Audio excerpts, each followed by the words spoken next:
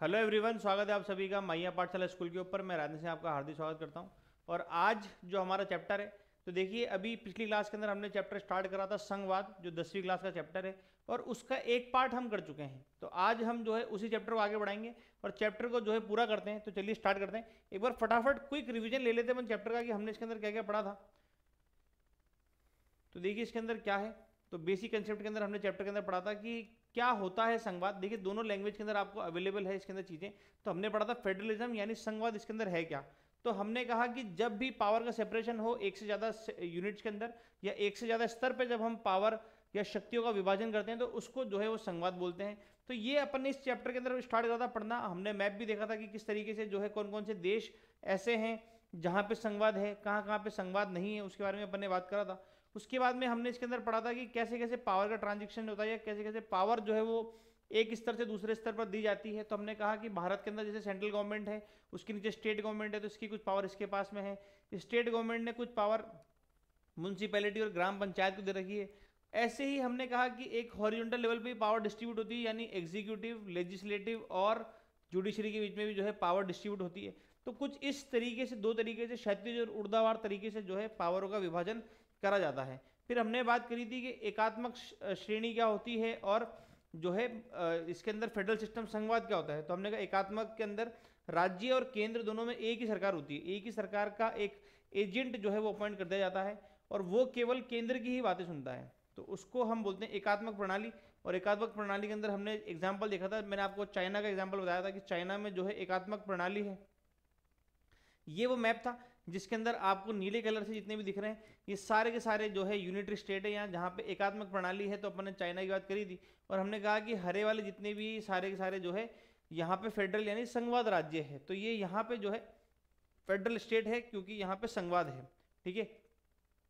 फिर हमने बात करी थी कि इसके अंदर किस तरीके से संघवाद के अंदर चीजें होती है, क्या क्या इसके अंदर आगे है, क्या क्या इसके अंदर हमने पढ़ा कि प्रमुख विशेषताएं कितनी है, कि कैसा स्तर होगा, भारत को हम क्यों कहते हैं कि भारत जो है संघवाद है।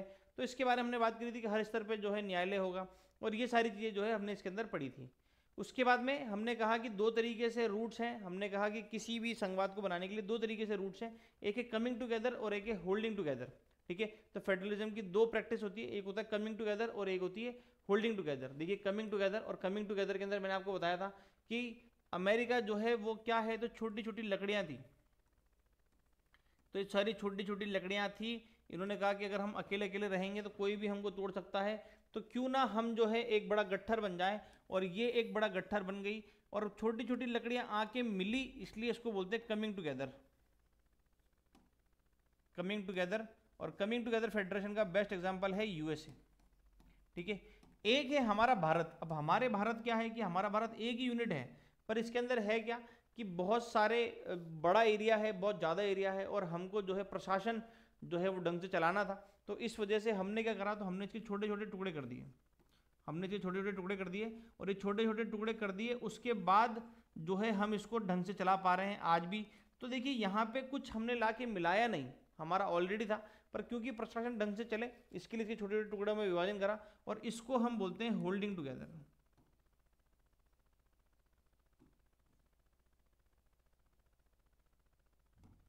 Holding together. ठीक है।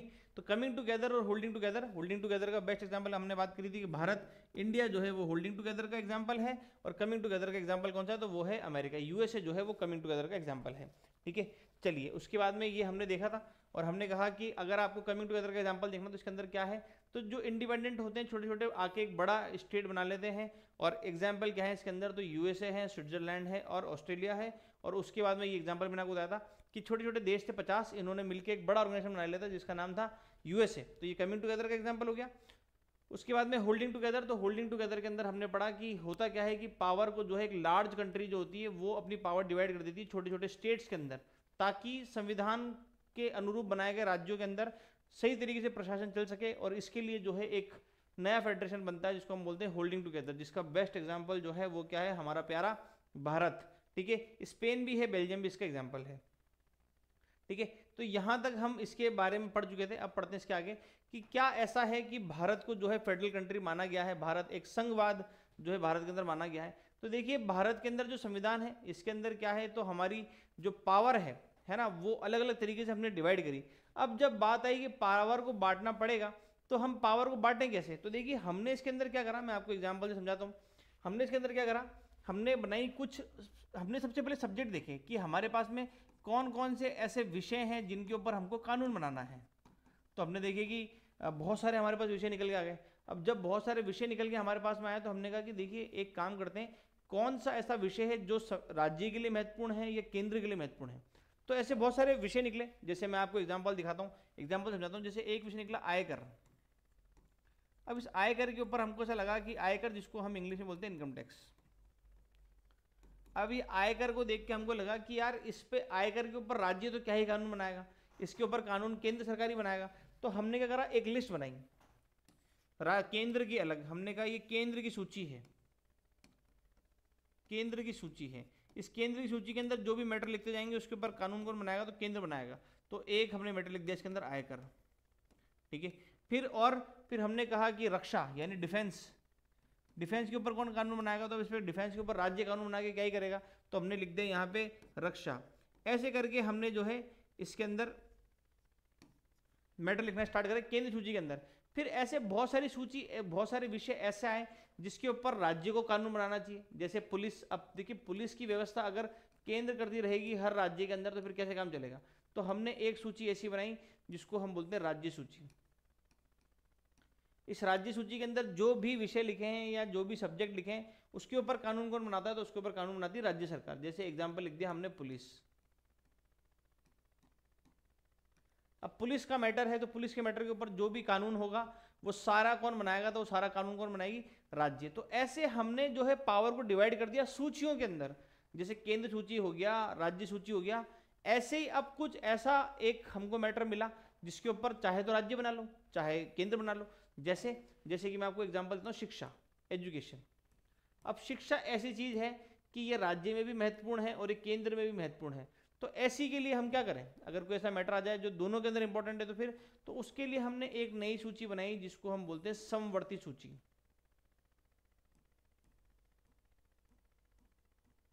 समवर्ती सूची जिसको इंग्लिश में बोलते हैं कॉन्करेंट लिस्ट।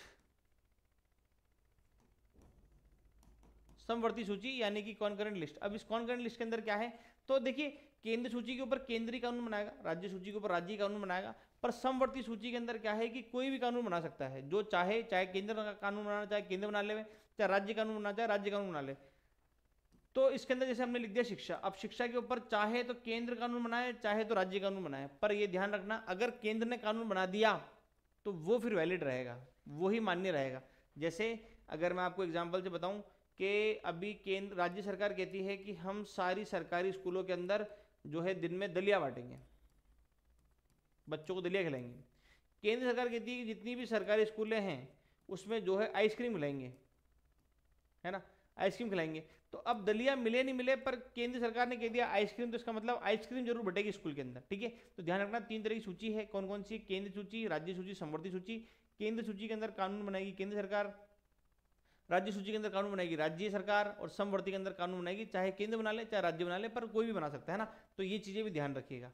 यही चीज इसके अंदर है जिसको हम बोलते हैं इंग्लिश के अंदर पहले बोलते हैं यूनियन लिस्ट। और यूनियन लिस्ट के अंदर क्या है, तो वो इसके अंदर विषय लिए गए हैं जो नेशनल इंपॉर्टेंस के हैं।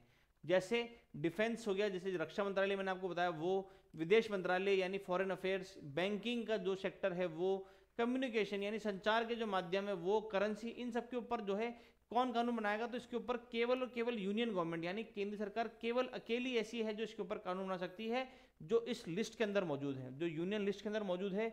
उनके ऊपर कानून कौन बनाएगा, केवल और केवल केंद्र सरकार, ठीक है।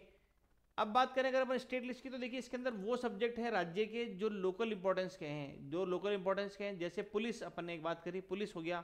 इसके अंदर व्यापार हो गया, ट्रेड, कॉमर्स, एग्रीकल्चर यानी कृषि इसके अंदर आ गया, इरिगेशन यानी सिंचाई प्रणाली जो है वो इसके अंदर आ गई। तो ये राज्य के मैटर हैं, इसके ऊपर कानून कौन बनाएगा, तो गवर्नमेंट, स्टेट गवर्नमेंट अलोन, ये ध्यान रखना, अलोन यानी अकेले जो है वो लॉ बना सकती है इन सब्जेक्ट के ऊपर जो इस लिस्ट के अंदर लिखे हैं, ठीक है। देखिए, और तीसरी है कॉन्करेंट लिस्ट जिसको हम बोलते हैं समवर्ती सूची। क्या बोलते हैं इसको हिंदी में, ध्यान रखना, समवर्ती सूची। आगे हिंदी में भी लिखा है, आप टेंशन मत लीजिए, आगे जो है हिंदी के अंदर भी इसके अंदर लिखी हुई चीजें।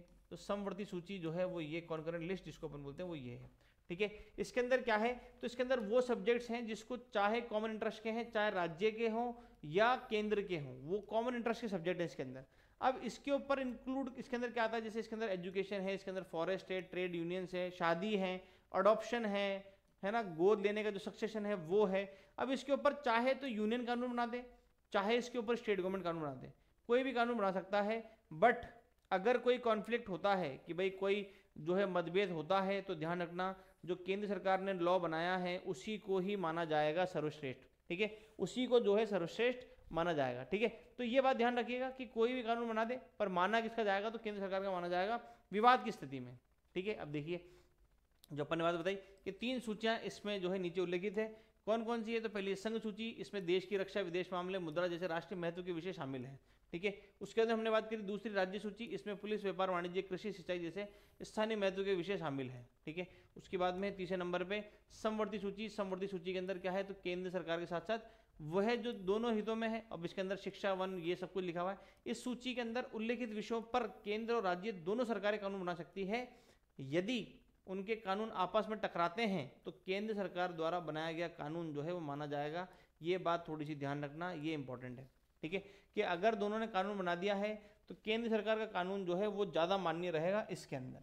ठीक है, ये कुछ चीज़ें जो अपन ने देखी, इसके अंदर कितने कितने सब्जेक्ट्स हैं, जैसे अभी सब्जेक्ट बढ़ गए हैं, है ना। तो ध्यान रखना यूनियन लिस्ट के अंदर स्टार्टिंग 97 सब्जेक्ट थे, स्टेट के अंदर 66 और कॉन्करेंट के अंदर कितने हैं, 47। ठीक है, बाकी इसके अंदर एग्जाम्पल मैंने आपको बताया है कि केंद्र सरकार के, राज्य सरकार के दोनों मिलकर बना सकते हैं, उसको बोलते हैं कॉन्करेंट लिस्ट। ठीक है, तो डायग्राम की इमेज से भी आपको समझाई जा रही है चीज़ें, ताकि आपको इजीली जो है समझ में आ सके। तो ये बातें आप ध्यान रखना है ना। बाकी जो अपन ने भी बात करी वो यही लिखा है कि राष्ट्रीय महत्व के ये कानून होंगे और इसके ऊपर केवल केंद्र सरकार बनाएगी, और एग्जाम्पल लिखे हुए defence, banking, foreign affairs, communication, ये सब। राज्य सरकार के अंदर लिखा हुआ स्टेट और लोकल इंपॉर्टेंस के होंगे, राज्य सरकार अकेली कानून बनाएगी, पुलिस, स्टेट, कॉमर्स और ये सब इसके मैटर होंगे। कॉन्करेंस के अंदर दोनों कॉमन इंटरेस्ट के अंदर होंगे, सेंट्रल स्टेट के अंदर, चाहे सेंटर बनाए चाहे राज्य सरकार बनाए वो। Education, forest, union, trade, marriage, adoption, ये सब इसके अंदर आ गया। ठीक है, सेंट्रल गवर्नमेंट, कॉन्करेंट लिस्ट और स्टेट गवर्नमेंट। ठीक है, तो ये ध्यान रखना। अगर अब आपके लिए क्वेश्चन एमसीक्यूज बहुत लेके आ गए हैं आपके लिए। देखिए चैप्टर जो है अब ओवर होने की स्थिति में है और यहाँ पे जो है उसके रिलेटेड एमसीक्यूज जो है वो लेके आए हैं। क्या है कि अगर कोई क्लैश होता है, जो कानून बनाया है केंद्र सरकार और राज्य सरकार ने, तो किसको कॉन्करेंट लिस्ट के अंदर, तो किसका कानून माना जाएगा, द स्टेट लॉ प्रिविल्स, स्टेट का कानून माना जाएगा, या सेंट्रल लॉ प्रिविल्स यानी सेंटर का लॉ माना जाएगा, या both law प्रिविल्स with in their respective jurisdiction, दोनों अपने अपने कानूनी क्षेत्र अधिकार के अंदर माना जाएगा, या Supreme Court has to intervene to decide. ठीक है, तो ये ध्यान रखना अगर कोई मैटर होता है इसके अंदर तो किसका कानून माना जाएगा, तो ध्यान रखना अगर क्लैश होती है तो किसका कानून माना जाएगा, तो सेंटर का कानून माना जाएगा, ये ध्यान रखना। ठीक है, देखिए आप भी क्या करिए, अगर आप ये वीडियो देख रहे हैं तो इसको रिकॉर्डेड वीडियो है क्योंकि ये, तो आप इसको रोक के और एमसीक्यूज के अपने आंसर टिक करते चलिए, ताकि आपको ध्यान रहे कि चैप्टर आपको कितना समझ में आ गया और आपकी पढ़ाई जो है वो कितनी सही हो चुकी है इस चैप्टर के बारे में। ठीक है, देखो किसी विषय पर केंद्र और राज्य सरकार द्वारा बनाए गए कानूनों के बीच टकराव की स्थिति में समवर्ती सूची के बारे में बात कर रहे हैं। राज्य कानून प्रचलित है, केंद्रीय कानून लागू होगा, दोनों कानून अपने अपने अधिकार क्षेत्र में लागू होते हैं, यह निर्णय लेने के लिए सर्वोच्च न्यायालय को हस्तक्षेप करना होगा। तो ऐसा कुछ भी नहीं है, अगर दोनों के बीच में लफड़ा होता है या प्रॉब्लम होती है तो केवल और केवल केंद्र सरकार का कानून जो है वो मान्य होगा। ठीक है, तो ये थोड़ा सा ध्यान रखना। ठीक है, उसके बाद में which of the following subjects is not included in the state list, कौन सा ऐसा सब्जेक्ट है जो राज्य सूची के अंदर नहीं आता है। ये भैया अगर आप ऐसे एमसीक्यूज करो तो मेरा आपको पर्सनल एडवाइस ये रहेगा, अगर किसी क्वेश्चन के अंदर नॉट आ रहा है तो नॉट को अंडरलाइन कर लो। दरअसल होता है क्या एमसीक्यूज के अंदर कि अपन क्वेश्चन पढ़ते हैं और फटाफट अपन ऑप्शन देखने लग जाते हैं और मालूम पड़ता है कि उसने क्वेश्चन पूछा नॉट, और अपन जो है फिर फटाफट टिक करने लग जाते हैं। तो अगर नॉट पूछा है क्वेश्चन ढंग से पढ़ के नॉट को अंडरलाइन कर लो, क्योंकि ये अपन से पूछ रहा है कौन सा नहीं है राज्य सूची के अंदर, कौन सा नहीं है। एग्रीकल्चर राज्य सूची में है क्या, बिल्कुल है। ठीक है, और उसके अंदर जो है नेशनल डिफेंस, देखो ये अभी अपन ने बात करी ना नेशनल डिफेंस, ये नेशनल डिफेंस जो है वो नहीं होगा। नेशनल डिफेंस जो है इसके ऊपर स्टेट लिस्ट के अंदर मैटर नहीं है, क्योंकि नेशनल डिफेंस किसका मैटर है, तो ये सेंटर का मैटर है, और ये सेंटर का मैटर है तो कौन सी लिस्ट में होगा, तो ये होगा यूनियन लिस्ट के अंदर। ठीक है, यूनियन लिस्ट के अंदर जो है ये मैटर होगा। राष्ट्रीय रक्षा जो है ये शामिल नहीं होगा, ध्यान रखना राज्य सूची के अंदर राष्ट्रीय रक्षा नहीं होगा। ठीक है, इंडिया फेडरल सिस्टम यानी भारत का जो संघवाद है, state government has the power to legislate on all दो सब्जेक्ट। स्टेट गवर्नमेंट किस किस के ऊपर लिस्ट बना सकती है, ये आपसे पूछा गया है। कौन कौन से लिस्ट है, तो देखिए union list, state list, concurrent list और रेजिडरी सब्जेक्ट। तो देखिए किस पे कानून बनाएगी स्टेट गवर्नमेंट, तो स्टेट गवर्नमेंट बनाएगी स्टेट लिस्ट के ऊपर। देखिए यहाँ पे एक नया वर्ड निकल के आया अभी आपके सामने, जो है रेजिडरी सब्जेक्ट। देखिए अब मैं आपको समझाता हूँ कि क्या बात है। देखिए जब हमारा भारत का संविधान बना, यानी अपन बात कर रहे हैं 1950 के आसपास, तो 1950 के आसपास जो है जब संविधान बना तो हमने 3 लिस्ट बना दी। हमने कहा कि भैया स्टेट लिस्ट हो गई, हमने कहा कि इसके अंदर यूनियन लिस्ट हो गई, और हमने कहा कि एक लिस्ट हो जाएगी कॉन्करेंट लिस्ट, है ना, राज्य सूची, केंद्र सूची और संवर्ती सूची। उसके बाद हमने कहा कि अगर समय बदलेगा, आने वाले समय के अंदर समय चेंज होगा, और समय परिवर्तन के साथ अगर कुछ ऐसे नए विषय आए जो हमको समझ में नहीं आ रहा कि किस तरफ जोड़ें, तो वो किस में जोड़े जाएंगे, तो वो जोड़े जाएंगे रेजिडरी सब्जेक्ट के अंदर। रेजिडरी सब्जेक्ट के अंदर जो है वो जोड़े जाएंगे। कैसे, जैसे मैं आपको अभी बताऊं, देखिए 1950 के अंदर जो है हमारे पास में कंप्यूटर नहीं था, है ना, 1950 के अंदर। तो जब कंप्यूटर नहीं था तो हमारे साथ में आज जो आप फ्रॉड होते देख रहे हैं वो पहले फ्रॉड नहीं होते थे 1950 के अंदर। तो उन्होंने कंप्यूटर रिलेटेड बहुत सारे लॉज जो है वो नहीं लिखे। पर हुआ क्या कि अब धीरे धीरे करके समय का परिवर्तन हुआ है, और समय का परिवर्तन जब हुआ तो आपने देखा कि बहुत सारे फ्रॉड होने लग गए हैं, है ना, कि आपके फ़ोन पे लिंक आएगा, आपने लिंक पे क्लिक करा, लिंक पे क्लिक करते पैसे खत्म हो रहे हैं। तो ये सारी चीज़ें फ्रॉड हो रहे हैं, जिसको अपन बोलते हैं साइबर अपराध, जिसको अपन बोलते हैं साइबर क्राइम। अब साइबर क्राइम के बारे में समझ में नहीं आ रहा कि साइबर क्राइम जो है, क्योंकि पुलिस का मैटर तो स्टेट के अंदर है ना, पर साइबर क्राइम तो पूरे इंडिया में चल रहे हैं, तो कौन कानून बनाएगा। तो ऐसे कानून जो हमारे इन तीनों लिस्टों के अंदर नहीं है वो कहाँ पे जाएंगे, तो वो जाएंगे रेजिडरी सब्जेक्ट के अंदर, ठीक है। और रेजिडरी सब्जेक्ट के ऊपर कानून कौन बनाएगा, तो इस पर बनाएगी सेंट्रल गवर्नमेंट, ये भी ध्यान रखना।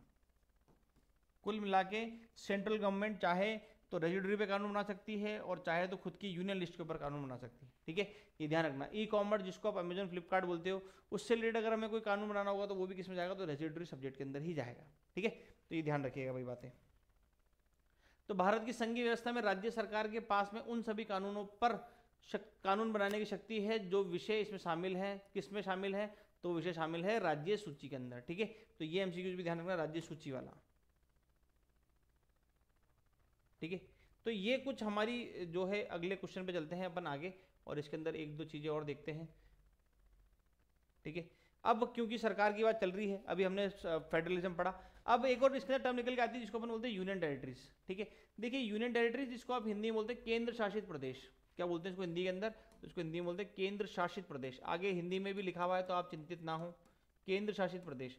देखिए था क्या, तो बहुत सारे राज्य इतने बड़े नहीं थे, इतने बड़े नहीं थे कि उनको एक राज्य का दर्जा दिया जाए, तो हमने क्या करा, हमने उसको बना दिया यूनियन टेरिटरी, हमने उसको बना दिया केंद्र शासित प्रदेश। अब इनके ऊपर सरकार किसकी चलती है, तो इनके ऊपर सरकार चलती है केंद्र सरकार की, यानी केंद्र सरकार इनको डायरेक्टली मैनेज करती है, ठीक है। जैसे दमन दीव आपने नाम सुना होगा, पौंडीचेरी, पुदुचेरी आपने नाम सुना होगा, लद्दाख यूनियन टेरिटरी बना दिया गया है अभी, ठीक है। तो ये सारी चीजें, some unit of the Indian union which are small to become an independent state, उनको एक स्वतंत्र राज्य नहीं बना सकते थे, तो इसलिए उनको जो है यूनियन टेरिटरी जो है उसके रूप में इनको रखा गया। और इनका जो सेंट्रल एडमिनिस्ट्रेटिव टेरिटरी भी बोलते हैं इनको, क्योंकि इसको केंद्र सरकार चलाती है। जैसे एग्जांपल के लिए चंडीगढ़ आपके सामने, लक्षद्वीप है, और कोएलिशन गवर्नमेंट तो अपन आगे समझाएंगे, ठीक है। कोएलिशन गवर्नमेंट होता क्या है, देखिए ये टॉपिक जो है वो यहाँ का नहीं है, वो यहाँ का है ना, यहाँ की हेडिंग है कोएलिशन गवर्नमेंट।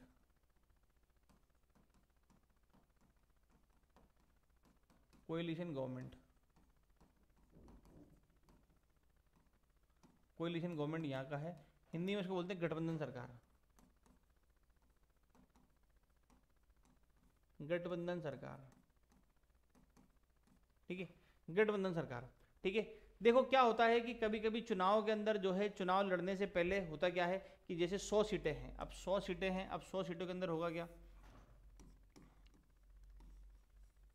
ठीक है, 100 सीटें पे चुनाव होने वाले। अब 100 सीटों के ऊपर होगा क्या कि भाई जैसे सपोज करो 20 और किसी के पास में आ गई 40 और 3 के पास में आ गई 20, ये अगर क्राइटेरिया बढ़ गया, अब इस कोई भी सरकार बनाएगा तो उसको कितनी सीटें चाहिए, 51, मेजोरिटी कितनी चाहिए, 51।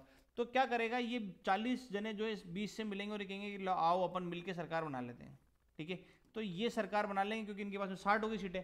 तो ऐसा ही कुछ जो है कोएलिशन गवर्नमेंट के अंदर होता है। कोएलिशन गवर्नमेंट के अंदर क्या होता है कि बहुत सारी पार्टियां जो है वो सरकार चुनाव लड़ने से पहले जो है एक साथ मिल जाती है ना, और एक साथ मिलकर चुनाव लड़ती है। जैसे बीजेपी बहुत सारी पार्टियों के साथ में मिलकर लड़ती है, कांग्रेस भी बहुत सारी पार्टियों के साथ में मिलकर लड़ती है। तो ये पहले ही बंटवारा कर लेते हैं कि भैया अपन मिलकर लड़ेंगे, उसको बोलते हैं कोएलिशन गवर्नमेंट, है ना।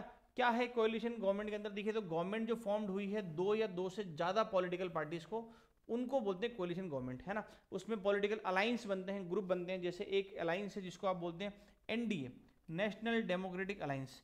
एनडीए अलायंस जो है वो किसका है? तो एनडीए अलायंस है बीजेपी का। बीजेपी का जो ग्रुप है उसको बोलते हैं एनडीए। और कांग्रेस यानी यूनाइटेड प्रोग्रेसिव अलायंस यानी यूपीए, यूपीए का जो ग्रुप है उसको अपन बोलते हैं बीजेपी। ये किसका ग्रुप है? तो ये कांग्रेस का ग्रुप है, ठीक है। एक बीजेपी का ग्रुप है, एक कांग्रेस का ग्रुप है, और एक लेफ्ट फ्रंट है, तो वो अलग चीज़ है, ठीक है। तो ये मिलके लड़ते हैं। देखिए केंद्र शासित के अंदर क्या है, तो अभी अपन ने बात कर ली कि भारतीय संघ की कुछ इकाइयां जो एक स्वतंत्र राज्य बनने के लिए वो छोटी थी और मौजूदा राज्यों में किसी के साथ विलय नहीं किया जा सकता था, इसलिए केंद्र शासित प्रदेश कहलाई। इन्हें केंद्र शासित प्रदेश क्षेत्र भी कहा जाता है। उदाहरण के लिए चंडीगढ़, लक्षद्वीप। उसके बाद में हमने पढ़ा गठबंधन सरकार। गठबंधन सरकार के अंदर क्या था, तो मैंने आपको बताया कम से कम दो राजनीतिक दलों को एक साथ आने पर बनी सरकार को हम कहते हैं ये गठबंधन सरकार, ठीक है। उससे पहले क्या होता है कि एक राजनीतिक गठबंधन बनता है कि मिलकर चुनाव लड़ेंगे, पहले ही डिसाइड कर लेते हैं। जैसे राष्ट्रीय जनतांत्रिक गठबंधन जिसको एनडीए बोलते हैं, और संयुक्त प्रगतिशील गठबंधन जिसको यूपीए बोलते हैं, जो कि कांग्रेस का है। देखो इसके अंदर कौन कौन सी पार्टी होती है वो मैं आपको बताता हूँ। जैसे ये एनडीए की पार्टी है ना, ये एनडीए की पार्टीज है और ये यूपीए की पार्टीज है।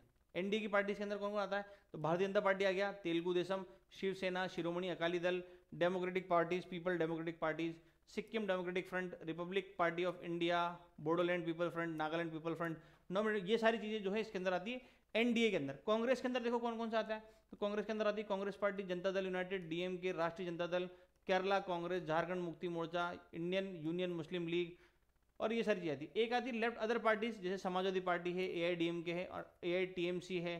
तो ये सारी अलग अलग पार्टियां हैं। तो देखो कुछ पार्टियां जो होती है वो चुनाव लड़ती है पहले ही मिलके, और अगर कभी ऐसा होता है कि आप नहीं बहुमत हासिल कर पाए तो फिर बाद में गठबंधन बना देती। तो जो गठबंधन बनता है, जो सरकार मिली जुली सरकार चलती है, उसको हम बोलते हैं गठबंधन सरकार, ठीक है। तो ये अभी ध्यान रखना, गठबंधन सरकार भी, ठीक है। उसके बाद में यूनियन गवर्नमेंट, और ये किस तरीके से अपनी पावर जो है वो शेयर करते हैं, वो इसी के अंदर लिखा हुआ है जिसके बारे में अपन पढ़ते हैं, ठीक है। देखो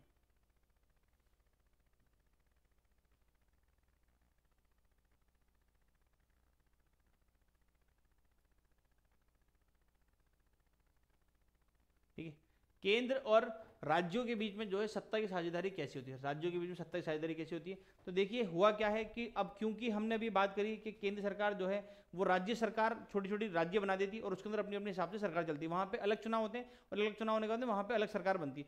तो इन्होंने क्या करा है कि आपस में जो है चीज़ें बदल कर दी है ना। अब इसके अंदर होगा क्या कि कुछ भी चीज़ होगी तो वो अपने अपने हिसाब से अलग अलग चलेगी। जैसे संसद की अगर अपन बात करें कि संसद की व्यवस्था के अंदर क्या है, तो इसके अंदर क्या होंगे कि संसद चुने जाएंगे राज्यों से, है ना। संसद जो है वो कहाँ से चुने जाते हैं, राज्य चुने जाते हैं। अब दोनों के बीच में जो है सत्ता का हस्तांतरण होता है, सत्ता का जो है बंटवारा करती है दोनों के बीच में।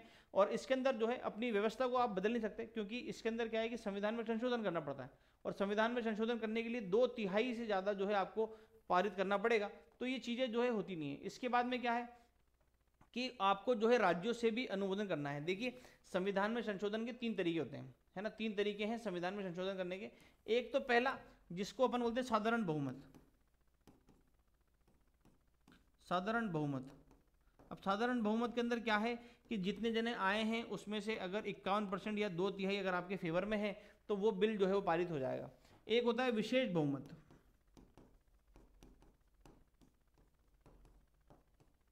विशेष बहुमत के अंदर क्या है, जो हाजिर हैं उनका भी 2/3 और कुल जितने लोग बाग हैं उनका भी 2/3, जितने मौजूद है उनका भी 2/3 आपके समर्थन में होना चाहिए, और कुल जितनी सीटें हैं उनका भी 2/3 आपके पक्ष में जो है वो होना चाहिए। और उसके बाद में तीसरे नंबर पे आता है, उसको अपन बोलते हैं विशेष बहुमत प्लस राज्यों का अनुमोदन। अब इसके अंदर क्या है, तो आपको ये तो करना ही है, आपको विशेष बहुमत तो लेके आनी है, उसके अलावा आपको 51% यानी 2/3 राज्यों से भी परमिशन लेनी पड़ेगी। जैसे एग्जांपल से मैं आपको समझाऊं, जीएसटी, जब हमारे भारत में जीएसटी लागू हुआ तो इसके अंदर कहीं ना कहीं देखो था तो ये कर के ऊपर कानून कौन बनाएगी, केंद्र सरकार बनाएगी। पर इसके अंदर क्या है कि आपको देखना एसजीएसटी भी बढ़ता है, राज्य की जीएसटी भी मिलती है, तो राज्यों से भी लेना पड़ता था अनुमोदन। तो उसके लिए पहले केंद्र सरकार ने विशेष बहुमत के रूप में पास करवाया, उसके बाद में राज्यों से पूछा और फाइनली राज्यों ने भी जो है उसका अनुमोदन करा। ठीक है। तो इस तरीके से फिर जीएसटी पास हुआ। तो यही चीज़ जो है वो यहाँ पे लिखी हुई है कि शक्ति और शक्तियों के बंटवारे में अगर कुछ प्रॉब्लम हो रही है, कोई भी प्रॉब्लम होगी, तो देखिए कहाँ पे मैटर सॉल्व होगा, तो वो फिर होगा सुप्रीम कोर्ट के अंदर, है ना। फिर सुप्रीम कोर्ट के अंदर जो है सारा मैटर जो है वो जाएगा। ठीक है। भारत में जो है क्यों सक्सेस हुआ है फेडरलिज्म, तो उसके बारे में अपन पढ़ते हैं। तो देखिए भारत में संघवाद की सफलता के कारण क्या है। सबसे पहली बात कि भारत में जो सबसे महत्वपूर्ण चीज़ है कि हमने क्या करा है, तो हमने विषयों का बंटवारा कर दिया है कि भैया कानून किस किस पे कौन बनाएगा, ताकि दोनों के बीच में जो है प्रॉब्लम ना हो। तो संघ और राज्य सरकारों के बीच में 3 सूचियां हैं, संघ सूची, राज्य सूची और समवर्ती सूची। इसमें शक्तियों को जो है वितरण प्रदान कर दिए कि भैया कौन किसके ऊपर कानून बनाएगा। ठीक है, पहली चीज़ तो ये। दूसरा क्या है कि हमारे देश के अंदर लोकतांत्रिक राजनीति का स्वरूप, जिस तरीके से हमारे यहाँ पे चुनाव प्रणाली है, जिस तरीके से हम चुनाव करके लड़ते हैं, तो वो सारी चीज़ इसके अंदर आ जाएगी। और हमने क्या करा है, भाषाई राज्यों का जो है निर्माण करा। जब हमारा भारत आज़ाद हुआ और हमको जो है नए राज्यों का गठन करना था, तो हमने आधार देखा कि किस आधार पर गठन करा जाए। और काफ़ी सारी फजल अली जो है उन्होंने जो स्टेट का देखा कि किस तरीके से कानून बनना है, जेवीपी समिति है, और सबने यही माना कि कहीं ना कहीं हमें राज्य जो है भाषा के आधार पर ही बनाने पड़ेंगे। और उसी में आंध्र प्रदेश जो है वो पहला राज्य, ध्यान रखना, भाषाई आधार पर जब राज्य बनाए गए तो आंध्र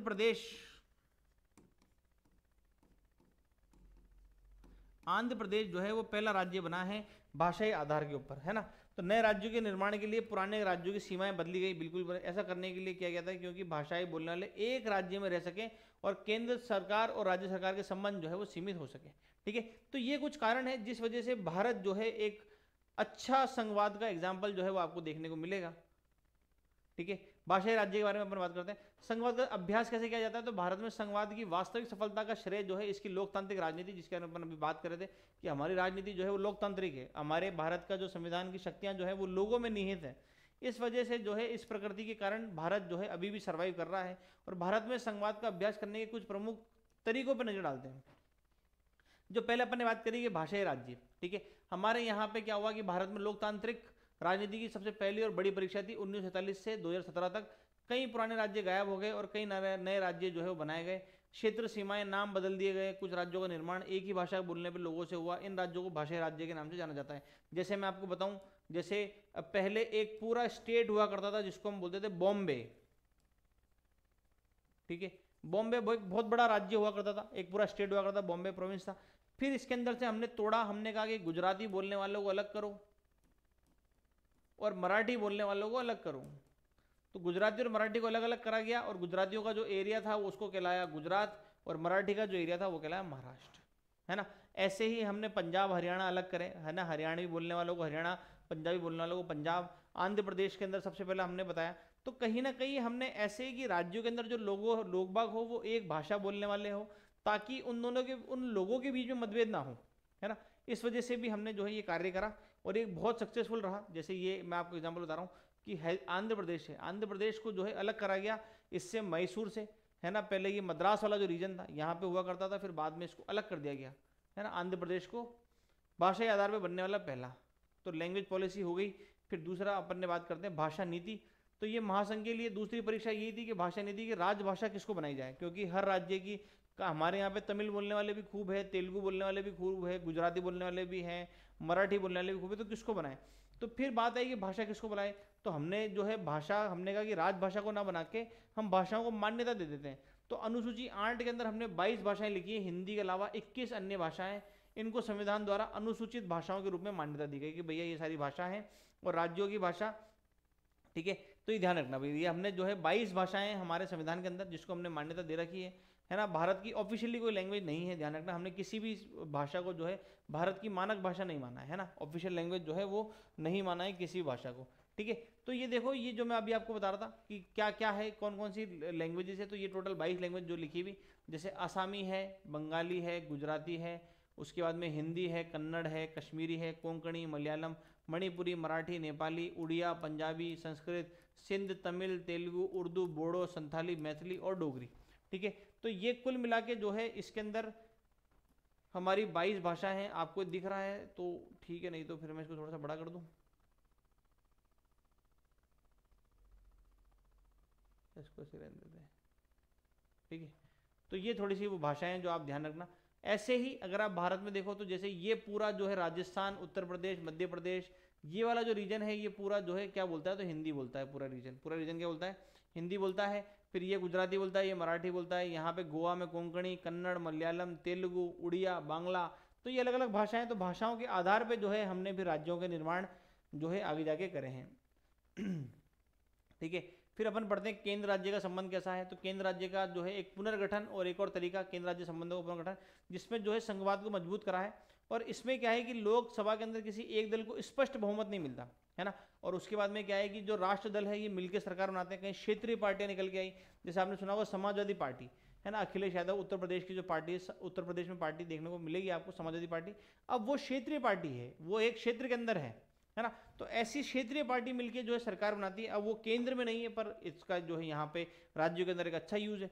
ठीक है, तो इससे सत्ता की साझेदारी और राज्यों की सरकारों की जो है स्वायत्ता के प्रति सम्मान की एक नई संस्कृति का जो है उदय हुआ है। और भारत में जो हमारा संघवाद है वो बड़े ही बेहतरीन तरीके से जो है वो चल रहा है, जिसको हम आज भी प्रैक्टिस करते हैं बहुत अच्छी तरीके से। ठीक है, तो अब अपन देखते हैं कुछ एमसीक्यूज और अच्छे अच्छे। ठीक है, देखिए क्या है। तो भारत का संविधान केंद्र और राज्यों के बीच शक्तियों की 3 अनुसूचियों में विभाजित किया गया है। केंद्र राज्यों के बीच शक्तियों को 2 सूचियों में विभाजित किया है। केंद्र शक्तियां सूचीबद्ध किया है और अपरिभाषित शक्तियों को राज्यों पर छोड़ दिया। और राज्यों की शक्तियां निर्दिष्ट किया गया, अवशिष्ट शक्तियां केंद्र के पास छोड़ दिया। तो ऐसा कुछ नहीं है। केंद्र और राज्यों की शक्तियों को बीच के जो है 3 भाषाओं के बीच में जो है हमने 3 अनुसूचियों के बीच में जो है इसको डिवाइड कर दिया है। ठीक है, उसके बाद में अगला क्वेश्चन है, निम्नलिखित में से किस सरकार के 2 या 2 से अधिक स्तर है।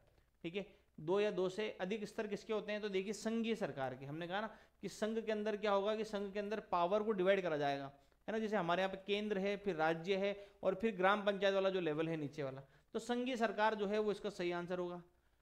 उसके बाद में अगला क्वेश्चन है कि एक साथ आना यानी coming together federation. Coming together मतलब कि एक साथ आके ग्रुप बनाया, तो वो उसका एग्जांपल क्या है, तो यूएसए। ठीक है, और आपसे बोले होल्डिंग टुगेदर का क्या है, तो वो हमारे भारत। ठीक है, उसके बाद में क्या है, एक बड़ा देश अपनी शक्तियों को घटक राज्यों और सरकारों के बीच में विभाजित करता है। ठीक है, तो उसमें क्या होगा, केंद्र सरकार राज्यों की तुलना में अधिक शक्तिशाली होती है। सभी घटक राज्यों के पास आमतौर पर समान शक्तियां होती है, घटक राज्यों की शक्तियां असमान होती है। ठीक है, तो क्या होगा इसके अंदर, देखिए आपको इंग्लिश में पढ़ के बताए थे। तो इसके अंदर क्या होगा, large country divided, holding together के अंदर a large country divided power between the constituent and the nation government, बिल्कुल पहला सही है। दूसरा क्या है, the central government tends to be more powerful और स्टेट, है ना, मोर पावरफुल देन स्टेट, तो बिल्कुल इसका भी सही है। उसके बाद में क्या है, all the constituent state usually have equal power, जो राज्य हैं उनकी शक्तियां समान होगी, बिल्कुल समान होगी। तो पहला भी सही है, दूसरा भी सही है, तीसरा भी सही है। और constituent states have unequal powers. ठीक है, तो इसके अंदर जो है मेरे को ऐसा लग रहा है इसके अंदर कि एक, रुको एक बार वापस पढ़ते हैं क्या है। तो large country divided its power between constituent state and the national government, बिल्कुल ये वाला सही है। दूसरा क्या है, the central government tends to be more powerful vis-a-vis the state, नहीं बी वाला नहीं होगा इसके अंदर, नहीं बी तो है ही, है ना। All the constituent state have equal power, usually have equal power, तो बिल्कुल ये है। ठीक है, और ये भी है, इसके अंदर ए बी सी डी दोनों होंगे। ठीक है, उसके बाद में जो है अगला क्वेश्चन देखते हैं। और यूनियन लिस्ट यानी केंद्र, जो हमारी केंद्र सरकार जिस पर कानून बना सकती है, वो सूची जो है उसके अंदर कौन कौन से सब्जेक्ट आते हैं। तो हमने बात करी थी कि एक तो डिफेंस आएगा, फॉरेन अफेयर्स आएंगे, बैंकिंग आएंगी, करेंसी आएगी और कम्युनिकेशन आएगा। तो इसका आंसर क्या हो जाएगा, डी। ठीक है, संघ सूची के अंदर रक्षा विदेश मंत्रालय ये आएगा। इसके अंदर हमको मिलाना है, तो मिलाने के अंदर क्या है, तो देखिए सबसे पहले अपन देखते हैं यूनियन टेरिटरी। यूनियन टेरिटरी क्या है, तो यूनियन टेरिटरी है area which is run by the union और सेंट्रल गवर्नमेंट, तो इसका तो आ गया ये वाला। ठीक है, अब देखो एलिमिनेट करो, ए का 4 होना चाहिए, तो इसका मतलब ए का 4 इसमें भी, इसमें भी, इसमें भी, मतलब ये तो नहीं है। ठीक है, उसके बाद में क्या है, अगर अपन बात करें कोएलिशन, कोएलिशन क्या है, तो कोएलिशन जो है एक सरकार बनाती है 2 पार्टियां या 2 से ज़्यादा मिलके, यानी सी का 2। अब इसमें देखो सी का 2 किसमें है, तो सी का 2 इसमें है, सी का 2 इसमें भी है, इसका मतलब ये भी काट दो। ठीक है, अब इसके अंदर क्या है, इन्होंने पूछा है जिला परिषद क्या होता है, तो represent the government at district level, जिले के लेवल पर डिस्ट्रिक्ट को करती है, तो जिला परिषद यानी डी का 3। डी का 3 किसमें है,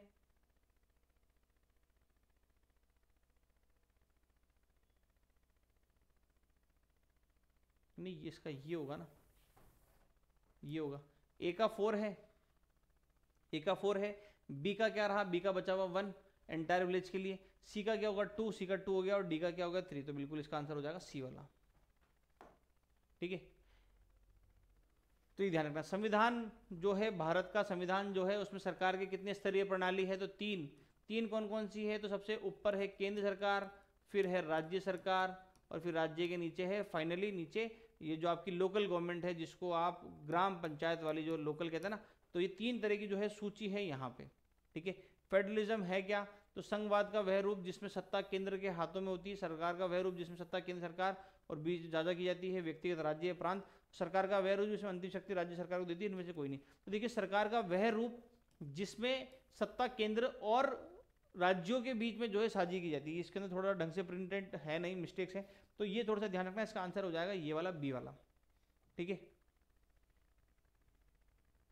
तो एक काम करते हैं अपन, अभी आज एमसीक्यूज इतनी करते हैं और मैं एक एमसीक्यूज की और सीरीज आपके लिए लेके आ जाऊंगा, जिसके अंदर हमने सारे चैप्टर्स के मिला के जो है अपन एमसीक्यूज कर लेंगे। तो क्योंकि आज का जो टारगेट था वो हमारा चैप्टर को खत्म करना था और मैंने रिलेटेड आपको एमसीक्यूज करा दिए।